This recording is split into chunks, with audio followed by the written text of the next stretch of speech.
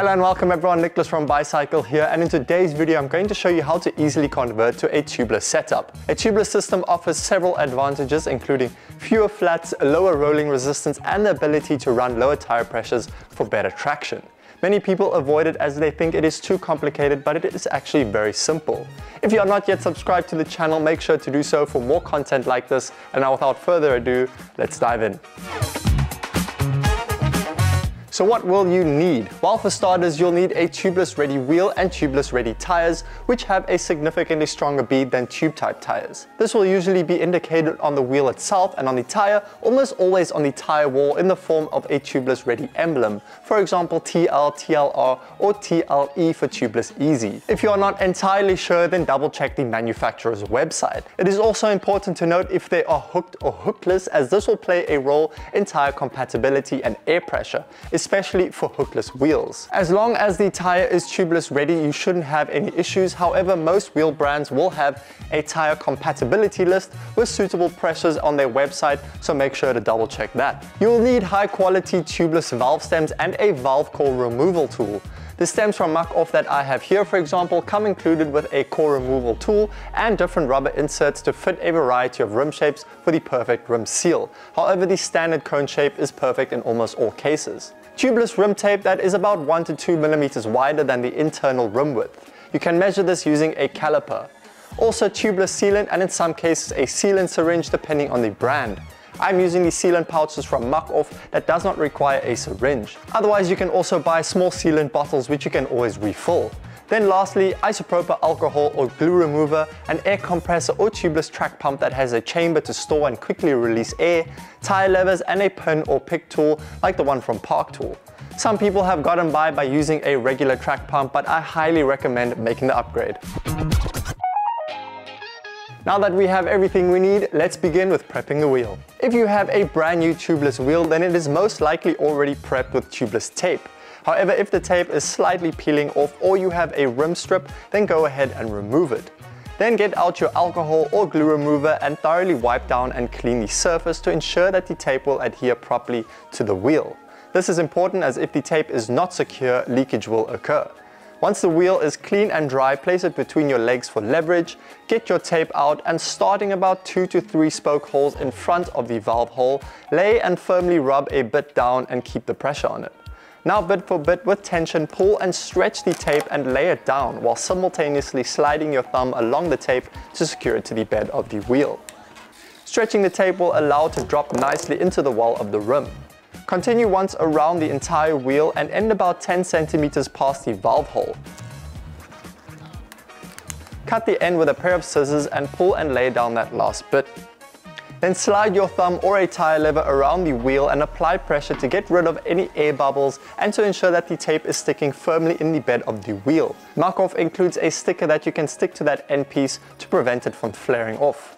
Usually one layer will suffice, however this is dependent on the fit of the tire, which I'll get to in a bit. Next you are going to locate the valve hole and pierce a small hole through the tape using your pin or pick tool. Then get out your valve, remove the cap bolt and O-ring and feed it through the valve hole. Firmly press down to plug the hole but not too hard, and then reattach the rubber O-ring and bolt. Finger tight will suffice. And now you have a wheel ready to go tubeless. Next, you are going to put the tire onto the rim one bead at a time. Make sure to double check the direction as most tires are directional, and for street cred, line the tire logos up with the valve. I always like to start inserting the bead on the opposite side of the valve hole just for a bit more slack. Once you get around to the valve, carefully pop it over and move on to inserting the second bead. Again, starting opposite the valve. If you don't manage to get the second bead on, just using your hands, then feel free to carefully use the tire levers. Once both beads are on, double check that the valve is sitting between them and not sticking out on one side. Next we are going to inflate and seat the tire to make sure that it fits the wheel perfectly. Before doing so, make sure to check the max air pressure on both the tire and rim, which should be indicated on the wheel itself and the tire wall. If the rim's max pressure is lower than that of the tire, then always go with the rim's max pressure. If you are still not sure what the max pressure is of the tire or wheel, then check the manufacturer's website. Get out your tubeless pump or compressor, charge it up and let it rip. You should hear some popping noises around the rim, and this is a good indication that the tire has popped out of the well of the wheel and has seated with the walls. Have a look around the rim and tire and check that the guide line is even all around the wheel and not dipping into the rim. If it is all even, you have successfully seated the rim. If the guide line is dipping in certain areas, it is just a case of deflating the tire, spraying on some soapy water to lubricate it, and then re-inflating. If you're not hearing any popping noises at all, or the air is just bursting out, it could just be that the tire is slightly larger than the rim. In this case, just deflate the tire, take it off, and add another layer of tape to tighten that fit, and repeat. Once the tire has been seated, deflated, and then remove the valve core using the valve core removal tool. Get out your sealant and, if necessary, your sealant syringe, and give it a good shake. The amount you need to pour in is dependent on the tire size and also the sealant manufacturer. However, the recommended amounts will usually be printed on the packaging. Also, if you are setting up the system for the very first time, I do suggest adding 10 milliliters more than the recommended amount for an improved seal. Rotate the wheel so that the valve is in the 12 o'clock position, pop on your sealant, and then rotate to the 6 o'clock position and squeeze the sealant through the valve. Once you are done, rotate back to 12 o'clock, remove the sealant and reinsert the valve core. Then re-inflate the tire to a pressure slightly higher than you would normally ride without exceeding the max pressure. And then, very important, give it a good shake and rotate horizontally on both sides to evenly spread the sealant and let it set for about 10 minutes. Check that no air is escaping and that the system is sealed. A good way to do this is to take some soapy water, spray it around the tire and also the valve, and check for bubbling. Set the pressure to your preferred riding pressure, and there you go.